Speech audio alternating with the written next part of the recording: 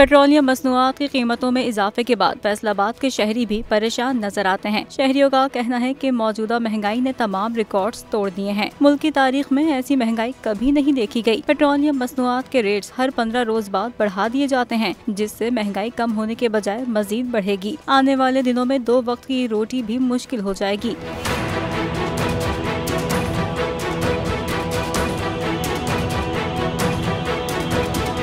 फैसलाबाद के रिहायशियों का कहना है कि आटा, दालें, चावल, तेल और सब्जियों के दाम पहले से ही आसमान से बातें कर रहे हैं। 1 सितंबर से अशय खुर्दनोश की कीमतों को जैसे पड़ लग गए हैं। कम आमदनी वाले खानदानों का जीना मुहाल हो गया है। कई लोग फाका कशी पर मजबूर हैं।